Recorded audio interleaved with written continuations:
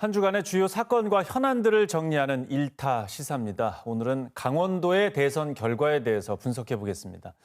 나철성 강원평화경제연구소장 그리고 남재성 원주 한라대학교 경찰행정학과 교수 두 분 함께하겠습니다. 어서 오십시오. 네, 안녕하세요. 자, 일단 이번 대선에서 강원도의 표심에 대해서 어떻게 분석을 하셨는지 교수님께서 먼저 좀 말씀해 주시죠. 네, 이번 대선에서도 여전히 우리 강원도는 보수 우위의 정치적인 지형이 그대로 유지가 되는 모양새를 나타내고 있습니다. 네. 실제로 득표율을 보게 되면 김문수 후보가 47.3%를 득표했고요. 이재명 대통령이 43.95%를 득표를 했습니다. 따라서 외견상으로 보면 여전히 보수 우위에 있는 그러한 형태가 유지가 되고 있는데요. 다만 지난 20대 대선에서 윤석열 전 대통령이 54.1%를 득표를 했기 때문에 상당 부분은 득표율이 축소가 되었다라고 이제 볼 수 있고요. 네. 다만 이것이 이제 탄핵 국면에 따라서 나타난 일시적 결과일지 아니면 정치 지형 자체가 근본적으로 변화하는 움직임일지 여기에 대해서는 내년 치러질 지방선거나 이후의 선거에서 다시 한번 분석을 해볼 필요가 있을 것 같습니다. 예. 소장님께서는 이번 대선 결과 어떻게 보십니까? 특히 강원도 유권자들의 이 결과는 저희가 좀 입체적으로 분석할 필요가 있다고 생각이 드는데요. 네. 전국적으로 보자고 한다면 무려 8%가량 이재명 후보가 앞선 걸로 나오지 않았습니까? 그런데 그 선거 출구조사하고도 다르게 강원도하고 울산만 상반된 결과가 나왔는데요. 강원도 같은 경우에는 3.35% 정도 김문수 후보가 앞선 걸로 나왔습니다. 네. 전국적 차이를 보자고 한다면 무려 11% 정도의 갭이 나타나고 있는데요. 문제는 이러한 갭이 어떻게 해서 발생했는가라고 하는 것들을 정확하게 분석할 필요가 있을 것 같거든요. 왜냐한다면 표피적으로 강원도는 원래 보수세가 강했기 때문에 네. 이번에도 당연히 그랬을 것이다라고 하는 그런 판단에 대한 기우가 드는 이유는 뭐냐고 한다면 이미 지난 보수 정권 시기였던 박근혜 이명박 정부 하에서 강원도민들은 이광재, 최문순 지사를 무려 12년 동안이나 밀어줬던 도민들이었거든요. 네. 특히 이번 지역 같은 경우는 계엄과 탄핵으로 인해 가지고 매우 현재 민주당의 우호적인 상황임에도 불구하고 강원도에서 왜 이런 결과가 나왔는가라고 하는 정확한 진단과 평가가 없다고 한다면 딱 1년 남은 내년 지방선거에서도 이 풍향감이 될 수 있기 때문에 좀 더 강원도 도민들의 표심의 마음이 어디에 근저가 있는가 하는 것들을 내고 판단해야 될 것 같습니다. 예, 뭐 결과에 대한 원인을 미리 조금 말씀해 주셨는데 사실 비상계엄이나 탄핵 전국 속에서 어떻게 될지 많은 분들이 궁금해하셨는데 어떤 요인이 이번 선거에 좀 많이 영향을 미쳤다고 보십니까? 저는 뭐 이번 선거의 투표 결과는 작년 12월 3일 날 계엄이 발생한 그날 저녁에 뭐 결정이 났다 이렇게 보고 있습니다. 네. 우리 국민들이 어떤 국민들입니까? 4.19 민주항쟁, 5.18, 6월 민주항쟁을 경험하면서 세계의 민주주의 교과서를 새롭게 쓰고 있는 국민들이기 때문에 결코 이번처럼 반역사적이고 반군사적인 이러한 그 상해태를 용인하지 않을 것이다라고 하는 그런 판단이 있었습니다. 네. 그럼에도 불구하고 지나치게 야권에서의 이 탄핵의 남발이랄지 아니면은 야당 대표에 있어서 사법 리스크가 높아지게 되면서 여러 가지 우여곡절이 있었지만 그럼에도 불구하고 이 국민의힘이 이 그 탄핵 세력들에게 끌려다니게 아스팔트 세력에 끌려다니게 된다거나 아니면 계엄과 관련된 정확한 입장을 내놓지 못하고 처음부터 끝까지 선거 전략을 보자고 한다면은 단일화에서 시작해서 단일화로 끝나는 이런 자멸적 상황들이 맞물리게 되면서 결과적으로는 이런 결과를 내오게 되는 분기점이 되었다 이렇게 좀 평가하고 있습니다. 예. 교수님께서는 이번 대선에서 어떤 부분들이 영향을 많이 미쳤다고 생각하십니까? 네, 이제 말씀하신 내용이 종합적으로 다 반영이 됐는데요. 결론적으로는 중도층의 표심을 얻지 못한 것이 가장 결정적인 이 승패에 영향을 미쳤다고 보여집니다. 방금 소장님께서 12월을 말씀하셨는데요. 저는 네. 5월이 5월이 굉장한 중요한 분기점이라고 생각을 합니다.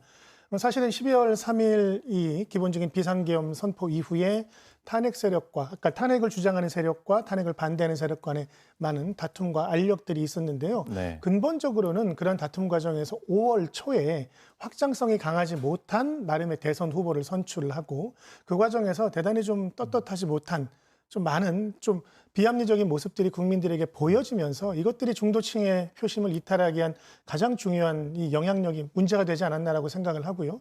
특히 서울이라든지 경기, 인천 또는 충청권의 표심이 대부분 지금 현재 이 여당, 그러니까 민주당 쪽으로 향했다라는 것은 국민의힘이 결정적으로 중도층의 표심을 얻지 못했다라고 하는 가장 중요한 계기가 되지 않나라고 생각을 하고요. 네. 강원도의 입장에서 보게 되면 춘천과 원주의 표심 역시 중도층이 한쪽으로 쏠린 대표적인 결과가 아닌가라고 생각을 하고 있습니다. 예, 진보 보수의 표가 이제는 거의 박빙 수준으로 붙어 있기 때문에 신경이 쓰일 수밖에 없습니다. 내년 지방선거도 있어서. 그러니까 이번 대선 결과가 강원도에 좀 어떤 영향을 미칠 거라고 예상을 하십니까? 네, 이번 대선 결과에 따라서 사실은 강원도의 정치적인 지형의 변화도 있을 것 같습니다. 왜냐하면 강원도 같은 경우는 2명의 국회의원을 제외하고 대부분이 이제 국민의힘 소속의 국회의원들인데요. 국민의힘 내부의 정치적 역학관계에 따라서 정치적인 영향, 또 강원도의 정치적인 지형도 변화가 있을 거라고 생각을 하고요. 또 하나는 오늘 권성동 원내대표가 사퇴를 발표하긴 했지만 네. 여전히 국민의힘 내부에서는 비교적 선전했다. 또는 좀 애매한 선거 결과에 따르는 지적도 많이 있거든요. 따라서 내부적으로 사퇴 결과를 받아들이고 수용을 할지 아니면 권력을 유지할지 이런 것들에 따라서 비교적 친윤 세력이었던 강원도의 정치 지형도 대단히 달라지지 않을까 이렇게 생각을 하고 있습니다. 예. 소장님께서 보시기에는 이번 대선 결과가 앞으로 어떻게 영향을 미칠지 예상을 하십니까? 이번 대선 결과를 보면 흥미로운 점이 하나가 발견이 되는데요. 현직 국회의원들이 있는 곳은 전부 다 승리를 했다라고 보면 될 것 네. 같은데요. 원주 같은 경우는 송기현 의원과 춘천 같은 경우는 허영 의원이 있는 지역이 앞섰고요. 또 나머지 지역은 전부 다 국민의힘 의원들이 있지 않습니까? 이 지역 같은 경우는 또 전부 다 그 과반 이상을 가져갔어요. 그런다고 봤을 때는 뭐냐면 현직에 있어서의 국회의원들의 프리미엄이 매우 강하게 좀 계속적으로 작동할 걸로 보이고 특히 그러니까 딱 1년밖에 남지 않은 지방선거에 앞으로 추석까지 한 3개월밖에 남지 않지 않았습니까? 네. 추석 이후에서는 전체가 다 지방선거에 올인하는 이런 지역 정가의 흐름들이 나타나기 때문에 이번 선거 결과를 바탕으로 해가지고 어제 민주당 강원도당 해단식에서도 이미 도당위원장이 밝혔듯이 모든 이제는 풍향계가 다시 지방선거를 준비하는 쪽으로 집중되지 않을까 이렇게 좀 예상이 되고 있습니다. 예, 대선 결과만 보면은 다 그냥 의원들 나름대로 선방했다 뭐 이렇게 생각할 수 있을 것 같은데 예. 앞으로 강원도 국회의원들의 정치 행보도 좀 많이 바뀔 것 같은데 이 부분은 어떻게 보십니까? 교수님께서 말씀하셨지만 특히 국민의힘 같은 경우에는 한지붕 세 가족이라고 해야 될까요?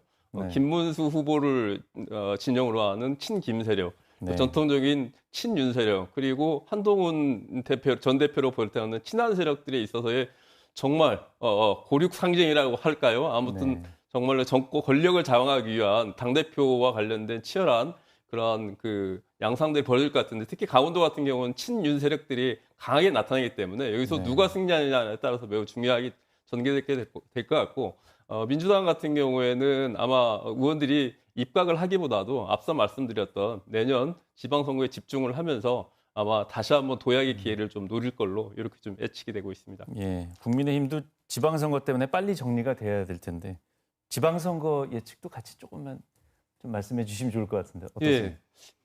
앞서 나온 결과로 본다고 한다면은 상당히 민주당 측 같은 경우에는 현재 마음을 놓을 수 없는 상황들이고 예. 오히려 수성을 해야 되는 입장이 국민의힘에 있는 부분들이기 때문에 그럼에도 불구하고 새로운 분위기로 이재명 대통령이 당선이 되면서 민주당은 지역에서도 여권 프리미어라고 하는 강력한 바람을 1년 동안 이루어낼 수 있기 때문에 네. 이러한 성과가 어떻게 다르게 나타나냐에 따라서 선거 결과에 내년에 영향을 미칠 걸로 좀 예상이 됩니다. 예. 교수님께서 보시기에는 강원도의 정치권의 변화 어떻게 예측을 하십니까? 네, 일단은 국민의힘이 결론적으로는 강원도에서 승리를 했습니다. 그렇다면 오히려 이제 마음이 급한 쪽은 민주당 쪽이라고 볼 수 있는데요. 특히 이재명 대통령이 내세웠던 공약을 조기에 실천하기 위해서 민주당 쪽의 국회의원들이나 정치 세력들이 대단히 분주한 움직임을 보이지 않을까라고 예상을 합니다. 네. 특히 굉장히 주목할 만한 공약들은 GTX 관련된 철도 노선의 확장이었거든요. 네. GTX-B의 춘천 연장 그리고 D 원주 노선의 조기 착공 이런 획기적인 공약들을 많이 제시하기는 했는데 문제는 이것들이 공수표로 끝나게 되면 사실은 내년 지방선거에서 민주당이 많은 표를 얻기는 대단히 어려울 것으로 보입니다. 따라서 정부와 민주당의 정치권에서 공약의 조기 이행을 위한 많은 노력을 해야 하고 우리 강원도민 역시도 공약이 이행되도록 많은 그런 영향력을 좀 행사할 필요가 있을 것 같습니다. 예, 현 정부가 강원도에 신경을 좀 쓰는 것 같다. 그러면 알 수 없는 상황이 되겠네요. 예, 오늘 두 분 말씀 잘 들었습니다. 고맙습니다. 고맙습니다.